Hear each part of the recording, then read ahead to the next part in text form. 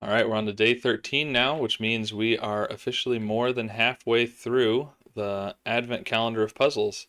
Today we're going to do what's known as an Akari puzzle, which I believe is the Japanese word for light. I don't know if that's the correct way to pronounce it, but that's what this type of puzzle is called. And it's called light because we are placing lights that illuminate the grid. So the idea is you have to light up every white cell in the grid. So if we do this, we've lit up all of this column and this cell here. And the lights, wherever you place a light, it illuminates all of the cells horizontally and vertically until it hits a wall, the edge of the grid, or a block. So the numbers indicate how many lights are adjacent to that cell. So, for example, this 2 right here, we could have 2 lights there. We could have 2 lights like that. We could have 2 lights like this. But it has to have exactly 2. We couldn't put 3. We couldn't put just 1, 0. So the boxes that don't have a number can have any number of lights. So we could actually put 4 around this one if we wanted to, or they could have none. And you can also put lights in the middle that aren't connected to a black cell. That's allowed as well. So the trick is you can't have 2 lights see each other. So we couldn't put one right here and another one here because they would be shining on each other.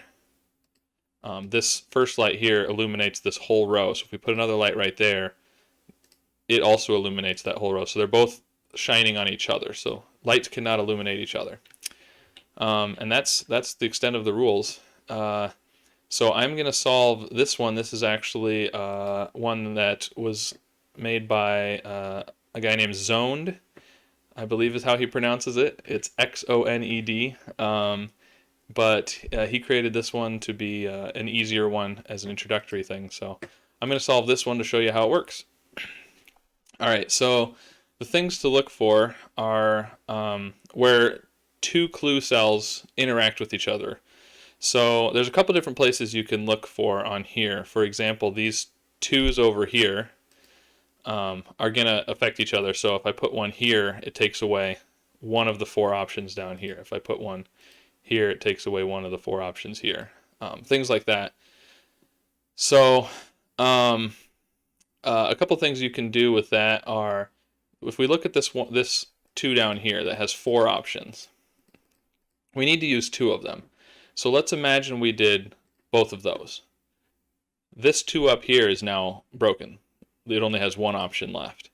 So we can't do both of those. We could do one of them, but not both. We also can't do both of these because that takes away too many options for the 2 up here.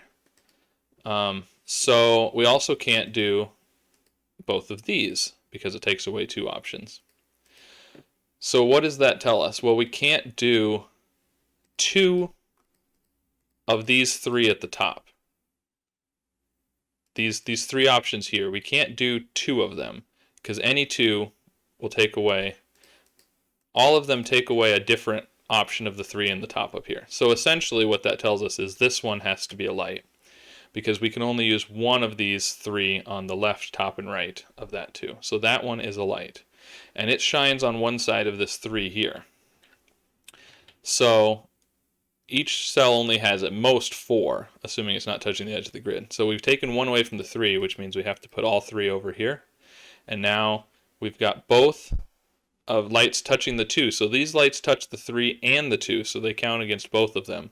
And so this 2 has all of its lights connected now. So we can you can right click to say this can't be a light.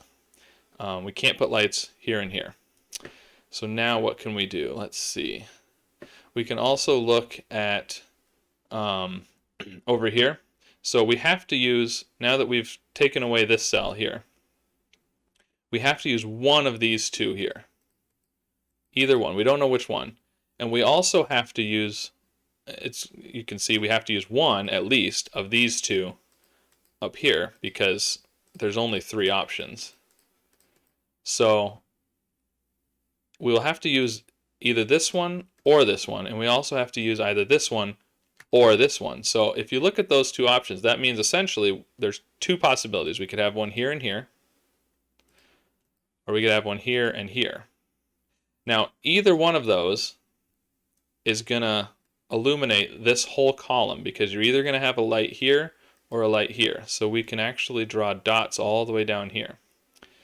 And also, that also tells us that knowing that you can either have this one or this one, the second light on this box has to be right there, which takes away one of the cells on this 3 over here. That gives us all 3 of those, and now that works backwards to take away this cell right here from the 2. So we can put that one on. That's going to give us our second one down here. And now this light here on the 3 has taken away one of the options for this 2, so we have to use both of the other ones. And now this 1 only has 1 cell left. And now what we're left with here is we have no more clues to use. We've used all the numbers, but we still have some cells that are not lit up, some white cells. So we need to finish those off. So we're going to have to put a light there and a light there, and it tells us complete. So there you go. That's how to solve an Akari. Look for places where things interact. Sometimes you won't necessarily know which one is the, like over here where we had these 2 options here. We didn't know which of the 2 options it was going to be yet, but it let us shade some cells. And in fact, at the beginning of this one, let's see if I reload the puzzle. You can do a similar kind of thing with the 3 and the 2 along the right side over here. No, the 3 and the 2 at the top, sorry. The 3 and the 2 at the top. If we use both of these on the 3, it breaks the 2 over here.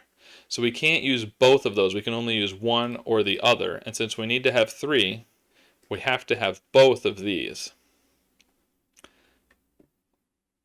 So then that's going to give us the 2 on down here, and then you can work from there. Now you've got a situation where you're going to use one of these 2 and one of these 2, kind of like we had before. And so we can fill in all of these as not possible. So there's a lot of different ways you can solve this puzzle specifically, but the important thing is to look at where the clues interact with each other. So there you go. That's Akari puzzle. Hopefully you have fun playing with the lights. So I'll see you tomorrow.